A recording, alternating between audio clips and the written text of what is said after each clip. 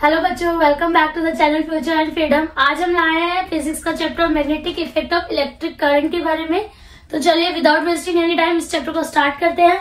Chapter का नाम है magnetic effect of electric current. अब आप सोचिए कि ma'am magnetic effect of electric current, ये दोनों चीजें आपस में कैसे रिलेटेड है। तो देखिए, ये चीज ना एक्सपेरिमेंटली चेक की गई कि जब भी हम किसी कंडक्टर के अंदर करंट को फ्लो कराते तो वो एक मैग्नेटिक इफेक्ट देता है। ठीक है, फॉर एग्जाम्पल क्या किया गया, एक बैटरी ली गई, ठीक है, इस बैटरी से एक वायर निकाली गई और यहाँ पे एक निडल ले ली फॉर एग्जाम्पल, ठीक है, और इस वायर को इस निडल पे उन्होंने क्या किया, लपेट दिया, रोल ऑन कर दिया।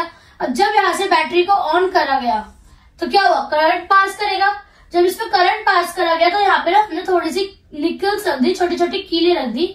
तो हमने ये ऑब्जर्व करा कि जो कंडक्टर है हमारा, हमने जिसपे बीच में कंडक्टर लिया, कील ली हुई है, ये क्या कर रहा था, ये एक मैग्नेटिक बिहेवियर शो कर रहा था। ठीक है, तो जब जब इलेक्ट्रिक करंट फ्लो करेगा through a conductor, it will also start showing magnetism, एक मैग्नेटिक बिहेवियर शो करेगा। इसी चीज को पढ़ेंगे हम इस चैप्टर में बहुत डीप डिटेल में। ठीक है, तो सबसे पहले हम पढ़ते हैं magnetic effect of electric current क्या है। It means that an electric current flowing in a wire produce a magnetic field around it. जब भी किसी वायर में करंट फ्लो करेगा तो वो क्या करेगा, एक मैग्नेटिक फील्ड उसके आसपास क्या है, जनरेट कर देगा। इसका मतलब क्या हुआ, electric current can produce magnetism. Electric current के थ्रू हम लोग क्या कर सकते हैं, मैग्नेटिज्म बिहेवियर जो है कंडक्टर का प्रोड्यूस कर सकते हैं। ठीक है, अब देखो मैग्नेटिक के बारे में अगर हम पढ़ रहा था, हमें मैग्नेट का जो एक्चुअल बिहेवियर है, उसका नेचर, उसके बारे में हर चीज पता होनी चाहिए। तो चलिए इसको और आगे कंटिन्यू करने से पहले हम थोड़ा सा मैग्नेट्स के बारे में पढ़ लेते हैं।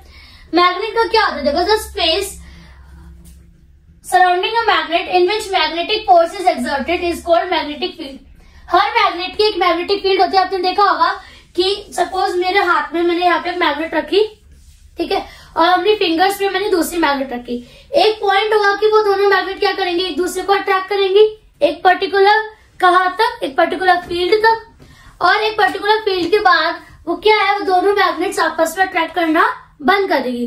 गिव मी अ मिनट, मैं आपको इसका लाइव एग्जांपल देती हूँ।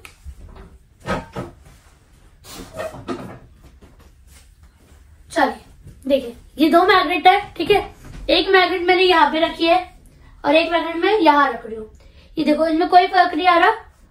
ठीक है, इस एक मैग्नेट मैंने यहाँ रखी है और दूसरी मैग्नेट मैंने यहाँ रखी है, और इनमें देखो कोई अट्रैक्शन नहीं है, कोई रिपल्शन नहीं है। बट जैसे मैं इसको थोड़ा थोड़ा आगे लेते जाऊंगी, कोई फर्क नहीं आया, मैं इसको और थोड़ा आगे लेके गई, देखो दूसरी मैग्नेट में क्या हुआ, चेंजेस आने स्टार्ट हुए, सी। ठीक है, और जैसे जैसे मैं आगे लेती गई, इसने क्या करा, इसको अट्रैक्ट कर लिया। तो देखो क्या होता है ना, जैसे हमने चार्जेस पढ़े थे ना, पॉजिटिव चार्ज, नेगेटिव चार्ज, ऐसे मैग्नेट के अंदर भी ना पोल्स होते हैं। ठीक है, अगर मैं बात करूं बार मैग्नेट की, तो दो पोल होते हैं, north pole and south pole. Clear. जैसे ही हमने चार्जेस का पढ़ा था कि सेम चार्जेस क्या करेंगे, रिपेल करेंगे, अपोजिट चार्जेस अट्रैक्ट करेंगे। इसी तरह जो नॉर्थ पोल है, अगर मैं नॉर्थ पोल को साउथ पोल के कॉन्टैक्ट में लेकर आऊं, या साउथ पोल को नॉर्थ पोल के कॉन्टैक्ट में रखेंगे, तब ये क्या करेंगे, एक दूसरे को अट्रैक्ट करेंगी। ठीक है, और अगर मैं सेम पोल को लेकर जाऊंगी तो ये क्या करेंगे, ये रिपेल करेंगे। जैसे कि आपने देखा, ये मेरी मैग्नेट थी, ठीक है, तो ये क्या कर रही थी, जब मैं इसके पास लेके गई तो ये पहले तो रिपेल करती है, और जब ये दूसरे पोल की तरफ ज्यादा क्लोज हो जाती है तो दूसरे पोल से अट्रैक्ट होने स्टार्ट हुई। ठीक है, तो अपोजिट पोल्स क्या करेंगे, अट्रैक्ट करेंगे, और सिमिलर पोल्स आपके रिपेल करेंगे। ऐसा क्यों होता है, इसमें भी हम पढ़ेंगे। ठीक है, तो देखो, एक तो मैंने आपको बताया कि मैग्नेट के दो पोल्स होते हैं, north pole and south pole. उसके अलावा मैंने आपको बताया मैग्नेटिक फील्ड के बारे में कि मेरी एक मैग्नेट यहाँ पर है, एक यहाँ पर है। मैं इसको थोड़ा सा शिफ्ट करा, यहाँ पर आ गई, इस पर कोई असर नहीं हुआ। दोबारा करा, तब भी कोई असर नहीं हुआ। जब मैं इसको और पास लेकर आई तो ये क्या हुई, आपस में चिपक गई। क्यों, क्योंकि ये वाली मैग्नेट और ये वाली मैग्नेट एक दूसरे की फील्ड में आ गई थी। ठीक है, आप लोग क्या करते हो, फ्रिज खोलते हो, फ्रिज को अगर हम पूरा खोल दे तो वो वापस नहीं आता, आपको पुश करना पड़ता है ना। बट अगर आप फ्रिज को थोड़ा सा खोलोगे तो आप क्या देखते हो कि फ्रिज क्या होता है, अपने आप की जो डोर है वो क्लोज होने लग जाता है। क्यों, क्योंकि जो उसके अंदर मैग्नेट लगी है उसकी एक मैग्नेटिक फील्ड है, और जब तक फ्रिज का जो डोर है उसकी फील्ड पे रहता है, वो उसको अपने आप अट्रैक्ट करता है, बंद करने में हेल्प करता है। ठीक है, तो ये होती है हमारी मैग्नेटिक फील्ड। अब मैग्नेटिक फील्ड है तो मैग्नेटिक फील्ड लाइंस भी होगी। कैसे, देखो मैग्नेटिक फील्ड तो है, ये हम सबको पता चला कि मैग्नेटिक फील्ड है, बट साइंटिस्ट ने ये डिस्कवरी करने की कोशिश कोशिश करी है कि वो मैग्नेटिक फील्ड जो किस डायरेक्शन में है, वो कैसे मूव कर रही है, वो कैसे वर्क करते हो, किस डायरेक्शन में। तो क्या किया गया कि एक बार मैग्नेट ली गई, ठीक है, एक बार मैग्नेट ली, उसके ऊपर एक स्टिफ क्लॉथ या फिर कोई थिक पेपर रख दिया, थिक पेपर या फिर कोई स्टिफ क्लॉथ आप ले सकते हैं। अब इसके ऊपर क्या किया, आयरन के स्प्रिंकल्स डाले। स्प्रिंकल्स यानी कि आप देखोगे ना कि आयरन का चूरा सा होता है, तो ये नॉर्थ पोल था, ये साउथ पोल था। जैसे ही इसके ऊपर, इस क्लॉथ के ऊपर आयरन स्प्रिंकल्स डाले तो क्या हुआ, वो ऐसे ही ना एक इस पे शेप बन गई, ठीक है। जैसे कि अगर आपका ये ऐसे है नॉर्थ पोल साउथ पोल, तो जो है आयरन निकल्स जो है वो इस पे चिपक गए और वो इस तरीके से इन्होंने शेप बना ली। कुछ आयरन निकल्स तो बार मैग्नेट पे चिपक गए, पोल्स पे सबसे ज्यादा थे, बीच में थोड़े कम थे, और बाकी के जितने भी आयरन निकल्स थे उन लोगों ने क्या करा, इसकी शेप बना ली थी। तो यहां से हमें पता चला था कि मैग्नेटिक फील्ड की लाइन कैसी है। तो जो शेप बनकर आई थी वो कुछ इस तरीके की आई थी, ठीक है। तो यहां से हमें पता चला कि बार मैग्नेट में या कोई भी मैग्नेट है तो उसके अंदर जो मैग्नेटिक फील्ड है, उसकी जो मैग्नेटिक फील्ड की डायरेक्शन है, जिसको मैग्नेटिक फील्ड लाइंस बोल रहे हैं, वो कैसी है। तो वो नॉर्थ पोल से साउथ पोल की तरफ जा रही है सारी फील्ड लाइंस, ठीक है। आप देख पा रहे होंगे जो नॉर्थ से निकली सब साउथ पे जा रही है, नॉर्थ से निकली सब साउथ पे जा रही है, चाहे वो अपवर्ड डायरेक्शन में चाहे डाउनवर्ड डायरेक्शन में। नॉर्थ से निकलने वाली हर फील्ड लाइन कहाँ जाएगी, साउथ की तरफ, और साउथ से निकलने वाली, साउथ से कोई मैग्नेटिक फील्ड लाइन नहीं निकलेगी, सब नॉर्थ की साइड से साउथ की तरफ जाती है। इनकी डायरेक्शन ही नॉर्थ टू साउथ होती है, ठीक है। तो ये थी हमारी मैग्नेटिक फील्ड लाइन की थ्योरी। और ये सारी चीजें ना एक्चुअली पता कैसे की गई कि इसके ना बहुत सारे एक्सपेरिमेंट्स किए गए। एक तो मैंने आपको ये बताया, ये हमने क्या किया, थिक क्लॉथ पे या फिर कोई थिक सा क्लॉथ वो लिया पेपर, उस पर आयरन स्प्रिंकल्स डाल दिए और चेक कर लिया गया। इसके अलावा हम लोग कंपास यूज करते हैं ना, compass use for the direction, mathematical वाला नहीं, जो डायरेक्शंस के लिए हम लोग कंपास यूज करते हैं, उसमें आपने देखा होगा कि जो निडल है वो नॉर्थ एंड साउथ पोल के लिए होती है। तो जैसे जैसे यहाँ पे निडल रखी तो डायरेक्शन क्या है, नॉर्थ टू साउथ। तो साउथ पोल, जैसे निडल मेरी कुछ इस डायरेक्शन इस तरह की होती है कंपास में, ये मेरी नॉर्थ की साइड थी, ये मेरा साउथ की साइड था। तो यहाँ पे जब रखा तो साउथ डायरेक्शन नीचे, नॉर्थ डायरेक्शन ऊपर, यहाँ पे रखा साउथ नीचे नॉर्थ ऊपर। तो देखा गया कि रखने के बाद की जो पूरी फील्ड लाइन बनी है वो नॉर्थ से साउथ की डायरेक्शन पे गई है। Is it clear. तो ये था आपका magnetic field pattern produce by bar magnet. Bar magnet की मदद से जो हमें मैग्नेटिक फील्ड का पैटर्न मिला वो कुछ इस तरीके का था। इसके बाद आते हैं characteristics of magnetic field line, ठीक है। मैग्नेटिक फील्ड लाइन की कुछ कैरेक्टरिस्टिक्स होती है, कुछ क्या, तीन ही है, बहुत सिंपल है। पहली, हमेशा कहाँ जाएगी, नॉर्थ से साउथ की तरफ जाएगी, ठीक है। The magnetic field lines originated from north pole of the magnet and at its south pole, north से साउथ की तरफ जाएगी। Second, magnetic field lines come closer to one another near the poles, यानी कि इस पोल की तरफ आप देखोगे कि बहुत क्लोज है, और बीच में देखो कितनी दूर दूर है। पोल्स पे आके मैग्नेटिक फील्ड लाइन फिर से क्लोज हो गई, तो मैग्नेटिक फील्ड लाइन्स जो है वो क्लोज हो जाएंगी to one another near the poles and wide जो है स्प्रेड भी हो जाएंगी, वाइडर हो जाएंगी in between the poles. Third is they do not intersect और क्रॉस ईच अदर, ठीक है। जैसे कि कोई भी फील्ड लाइन एक दूसरे को ना तो क्रॉस करेगी ना ही इंटरसेक्ट करेगी। ये मेरा बार मैग्नेट है, जितने भी जाएंगी ना ऐसे ही जाएंगी, नोबडी विल क्रॉस। जैसे ये मेरा क्रॉस हो गया ना, ये नहीं होगा, सारी फील्ड लाइन ऐसे ही जाएंगी नॉर्थ से साउथ की तरफ। इनके बीच का एंगल कम हो सकता है, ठीक है, बट ना तो ये क्रॉस करेंगी ना ही ये एक दूसरे को इंटरसेक्ट करेंगी। तो ये था हमारा मैग्नेटिक फील्ड के बारे में, ठीक है। बार मैग्नेट में कैसे हमारी फील्ड लाइन जनरेट होती है हमने ये पढ़ लिया। उसके बाद मैंने आपको बताया मैग्नेट के बारे में, मैग्नेटिक फील्ड, और ये इंपॉर्टेंट है इस पूरे में। ये सब जो है आपको कंसेप्चुअल वाइज इंपॉर्टेंट है, बट ये आपको थ्योरेटिकल वाइज और कंसेप्चुअल वाइज दोनों तरीके से इंपॉर्टेंट है, ठीक है। चलिए बढ़ते हैं नेक्स्ट टॉपिक की तरफ। तो चलिए अब हम पढ़ेंगे magnetic field produce by a carrying conductor in 3 different shapes. मतलब 3 डिफरेंट शेप्स में जो मैग्नेटिक फील्ड है वो कैसी कैसी चलेगी। तो पहली शेप हमने ली है स्ट्रेट वायर की, यानी कि स्ट्रेट कंडक्टर की। सेकेंड शेप हम ले रहे हैं सर्कुलर लूप की। थर्ड हमने ले लिया सॉलिड। इन तीनों केसेस में हम देखेंगे कि मैग्नेटिक फील्ड कैसे वर्क करेगी, उसकी जो डायरेक्शन है वो कैसी रहेगी और किस तरीके से मूव करेगी, ठीक है। तो सबसे पहले हमारी स्ट्रेट लाइन, यानी कि स्ट्रेट वायर, स्ट्रेट कंडक्टर। ये मेरा सर्किट है, देखोगे यहाँ पे सेल लगा हुआ है, बैटरी लगी हुई है इनमें। स्विच है और ये मेरा करंट कैरिंग कंडक्टर है। This is my current carrying conductor, ठीक है। और ये अपवर्ड डायरेक्शन में करंट फ्लो कर रहा है। जब ये अपवर्ड डायरेक्शन में करंट फ्लो करेगा तो इसकी जो क्या कहते हैं मैग्नेटिक फील्ड है वो कुछ सर्कुलर लूप पे बनेगी। The magnetic field lines are in the circular nature. Magnetic fields जो है हमारी मैग्नेटिक फील्ड लाइंस वो सर्कुलर लूप में थी, सर्कुलर नेचर में थी।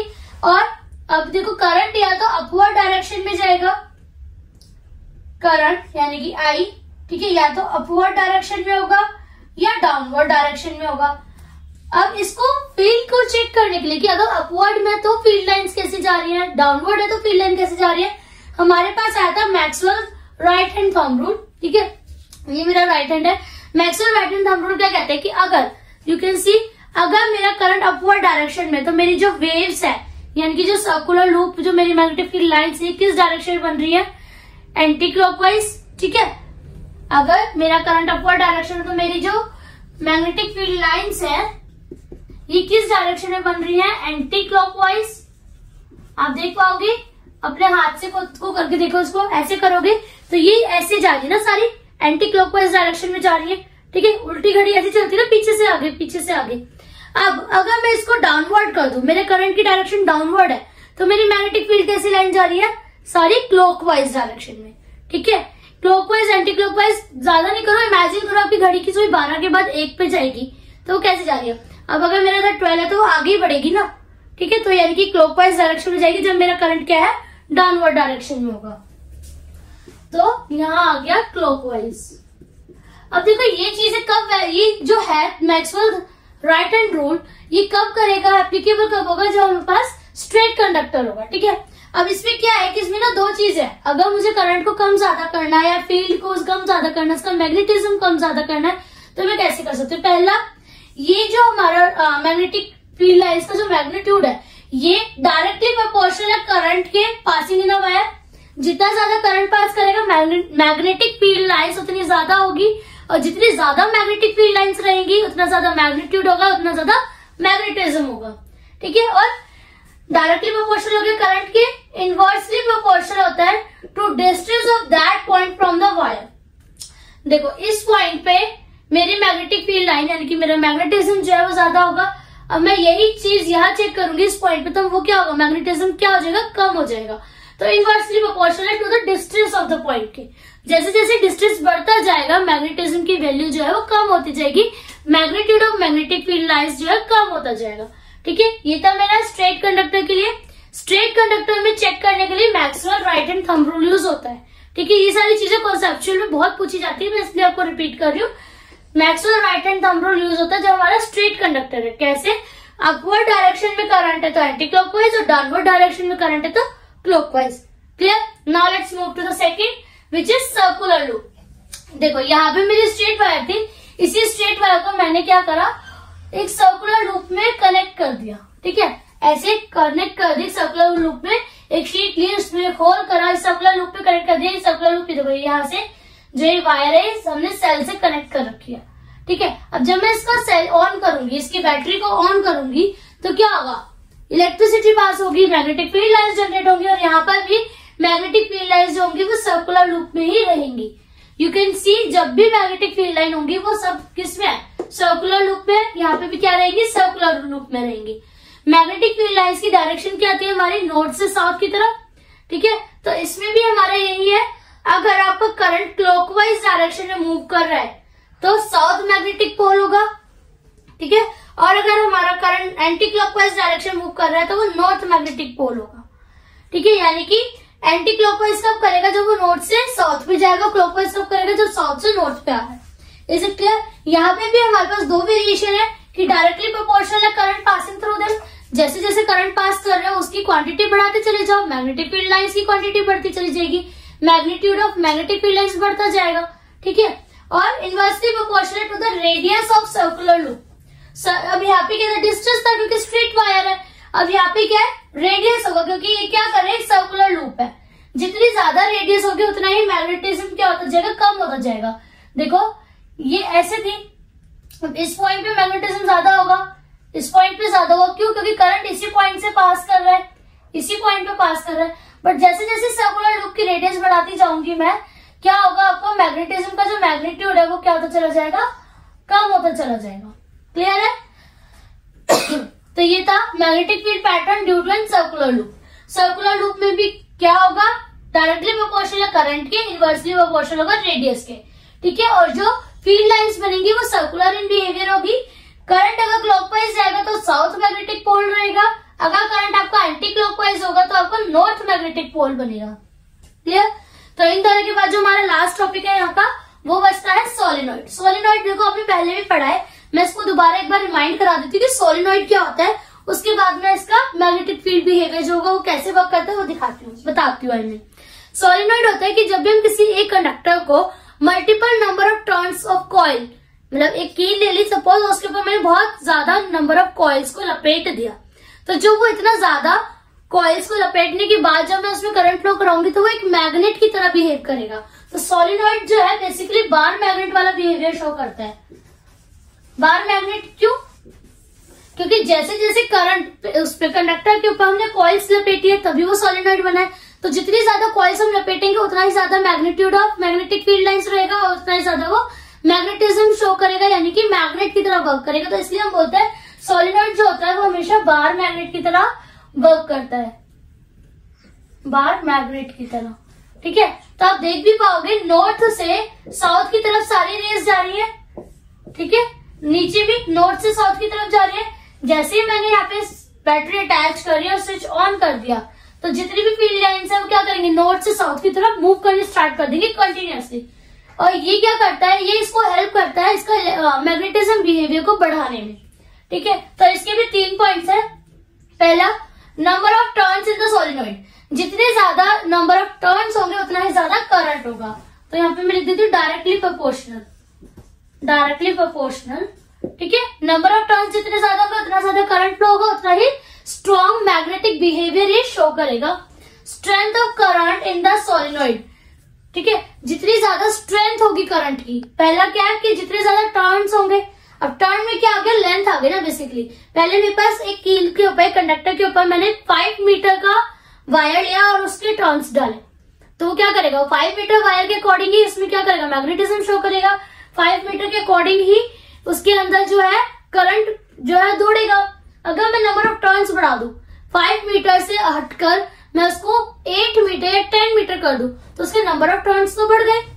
ठीक है, अब जब लेंथ ऑफ द वायर बढ़ गई तो क्या हो गया, उसका जो करंट कैरिंग बिहेवियर है, यानी कि उसका जो मैग्नेटिज्म होगा, करंट कैरी करने का जो उसका कंडक्टिविटी होगी वो सब क्या होगी, इंक्रीज हो जाएगी। तो उसके अंदर का जो मैग्नेटिक बिहेवियर है वो इंक्रीज हो जाएगा। स्ट्रेंथ ऑफ करंट, कि देखो कॉइल में टर्न्स तो 5 मीटर ही है बट मैंने करंट का फ्लो बढ़ा दिया तो क्या होगा, जितना ज्यादा करंट फ्लो करेगा उतना ज्यादा उसमें मैग्नेटिक इफेक्ट जनरेट होगा। जितना ज्यादा मैग्नेटिक इफेक्ट जनरेट होगा वो उतनी स्ट्रॉन्ग मैग्नेट बनेगी। थर्ड है nature of the core material. देखो यहाँ पे nature of the core material, यानी कि जो मटेरियल हम ले रहे हैं, जो वायर हम ले रहे हैं उसका बिहेवियर कैसा होगा, नेचर कैसा है। आप आयरन की ले रहे हो, आप कॉपर की ले रहे हो, ठीक है, तो दोनों में मैग्नेटिज्म अलग होगा क्योंकि दोनों में ही करंट कैरिंग बिहेवियर जो है वो अलग रहेगा। तो ये था हमारा सोलिनॉइड का। अब आप देख पाओगे कि इसमें भी क्या हो रहा है, मैग्नेटिज्म बढ़ रहा है हमारा, इसमें भी मैग्नेटिज्म शो करेगा और इसमें भी मैग्नेटिज्म शो करेगा। क्यों? क्योंकि जब जब हम करंट फ्लो कराएंगे किसी कंडक्टर में वो अपना मैग्नेटिक बिहेवियर शो करेगा। तो यहां से हमारा जो एक नया कॉन्सेप्ट निकल कर आता है वो आता है इलेक्ट्रोमैग्नेट का। ठीक है, अब इलेक्ट्रोमैग्नेट क्या है, देखो इलेक्ट्रोमैग्नेट जो है मैग्नेट की तरह ही काम करती है। अब इलेक्ट्रोमैग्नेट और परमानेंट मैग्नेट दो चीजें होती हैं। ठीक है, बहुत छोटा सा टॉपिक है बट बहुत इंपॉर्टेंट है। इलेक्ट्रोमैग्नेट जो हमने इलेक्ट्रिसिटी के थ्रू बनाई है, जैसे कि हमारा हो गया करंट कैरिंग स्ट्रेट कंडक्टर के थ्रू बना दी, सोलिनॉइड के थ्रू बनाई, या फिर मैंने कोई सर्कुलर लूप लेके बनाई है, वो हो गई मेरी इलेक्ट्रोमैग्नेट जो मैंने इलेक्ट्रिसिटी के थ्रू मैग्नेट बनाई है। एक होती है मेरी परमानेंट मैग्नेट जो कि ऑलरेडी नेचर में एग्जिस्ट कर रही है, जो कि नेचुरल है, जिसमें कोई आर्टिफिशियल कुछ नहीं है। वो परमानेंट मैग्नेट है, वो नेचुरली है, जैसी भी है वो नेचर के थ्रू जैसी आई वो एज इट इज है। तो क्या इनके पीछे डिफरेंस होता है, इसकी जो मैग्नेटिज्म होती है वो फिक्स होती है, फिक्स्ड मैग्नेटिक बिहेवियर। ठीक है, बट इसके अंदर जो है वो फिक्स नहीं होता, not fixed. You can change, not fixed magnetic behaviour means you can change the magnetism.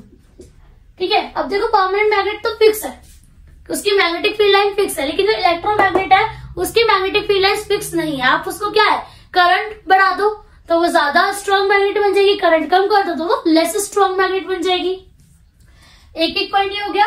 Second ये कि क्या कहते हैं, देखो परमानेंट मैग्नेट है ना, ये वीक हो जाती है तो वो रीगेन नहीं हो सकती, वीक होने पे रीगेन नहीं कर सकते। यहाँ पे इसको वीक भी हो गई तो आप रीगेन कर सकते हो, ठीक है। तो ये सारी जो है इनके पीछे डिफरेंस है। तो हम लोग क्या करते हैं, हम लोग इलेक्ट्रोमैग्नेट को ज्यादा यूज करते हैं। जैसे कि क्रेन्स है, क्रेन में आपने देखा होगा कि जितनी भी मतलब खराब गाड़ियां होती हैं तो जहां पे भी स्क्रैच पड़ा होता है क्या करती है क्रेन्स, गाड़ी के ऊपर उसके लेकर आएगा, उसका मैग्नेटिज्म ऑन करेगा, वो इतनी बड़ी और इतनी भारी गाड़ी होती है उसको मैग्नेटिक फील्ड के थ्रू चिपका लेती है और फिर उसको दूसरी लोकेशन पे ड्रॉप आउट कर दिया जाता है। अब देखो गाड़ी है, गाड़ी का अगर एग्जाम्पल है तो कोई गाड़ी है जिसका वेट एक्स है, कोई गाड़ी है जिसका वेट वाई है, तो दोनों के लिए अलग अलग मैग्नेट यूज होनी चाहिए। तो यहाँ पे हम इलेक्ट्रोमैग्नेट यूज करते हैं, ठीक है। सेकंड इसका मेडिकल पर्पस में भी बहुत यूज है। जैसे आप लोगों ने सुना होगा एमआरआई, एमआरआई में भी बहुत यूज किया जाता है इलेक्ट्रोमैग्नेट्स को, ठीक है। एमआरआई मशीन जो है वो इसी प्रिंसिपल पे वर्क करती है, यानी कि magnetic effect of electric current, इसी प्रिंसिपल पे हमारी एमआरआई मशीन्स वर्क करती है। अपार्ट फ्रॉम दिस बहुत छोटा सा और बहुत ही सीरियस सा मैटर होता है ना, वो बताती हूँ मैं आपको। जैसे किसी के कान में या किसी की आंख में कोई भी आयरन का कोई पीस चला गया बाय डिफॉल्ट, हवा थी या कोई एक्सीडेंट हुआ या कुछ भी हुआ, आंख में या कान में कोई छोटा सा भी टाइनी पार्टिकल चला गया आयरन का, तो वहां पर भी हम क्या करते हैं, इलेक्ट्रोमैग्नेट का यूज करते हैं, ठीक है। सपोज मेरे कान में एक आयरन पार्टिकल चला गया, डॉक्टर्स क्या करेंगे, इलेक्ट्रोमैग्नेट को लाएंगे, ठीक है, कान के पास लाएंगे। अब इलेक्ट्रोमैग्नेट की फील्ड लाइन है, वो देखेंगे कि इस फील्ड लाइन तक वो जो टाइनी पार्टिकल है वो अट्रैक्ट हो रहा है, नहीं, वो टाइनी पार्टिकल अगर उस फील्ड लाइन से बाहर है तो वो उसका इलेक्ट्रोमैग्नेटिज्म बढ़ा सकते हैं, उसकी फील्ड लाइन को बढ़ा सकते हैं, जिससे कि वो पार्टिकल जो है उसकी रेंज में आए और चिपक कर बाहर निकल आए, ठीक है। तो आज के टाइम पे हम परमानेंट मैग्नेट को थोड़ा सा अवॉइड करके हम सबसे ज्यादा वर्क करते हैं इलेक्ट्रोमैग्नेटिज्म पे, ठीक है, इलेक्ट्रोमैग्नेट्स का यूज करते हैं। तो ये था हमारा आज का लेक्चर। सेशन नंबर 1 हमारा magnetic effect of electric current का पूरा होता है। इसी तरह बने रहिए, अगले सेशन तक जुड़े रहिए। And I also wanted to convey one more message to all my viewers. मेरे को बहुत बच्चों ने कमेंट किया अबाउट द बायोलॉजिकल पार्ट की मैम बायोकेमिस्ट्री पढ़ा दीजिए, बायो हेरिडिटी करा दीजिए एंड एक्सेट्रा। बट मैं उनको ये बताना चाहती हूँ कि हमारा जो है फिजिक्स का पार्ट है, ठीक है, हम लोग फिजिक्स कराते हैं, हमारा जो मेन फोकस होता है फिजिक्स पे होता है। हर टीचर की अपनी एक स्पेसिफिकेशन होती है, इसी तरह मेरी भी एक स्पेसिफिकेशन है, तो I am sorry for that. तो आप बायो के लिए तो मैं आपको सॉरी बोलती हूँ, बट हाँ अगर आपको फिजिक्स में केमिस्ट्री में कहीं भी कोई प्रॉब्लम है तो आप मुझे पर्सनली मैसेज कर सकते हैं, यूट्यूब पे भी आप मुझे कमेंट कर सकते हैं, I will surely reply about you, ठीक है। तो चलिए मिलते हैं अगले सेशन में। टिल देन जस्ट करना कि आपको शेयर करना, लाइक करना, सब्सक्राइब करना है। और बोर्ड एग्जाम्स के लिए गुड लक।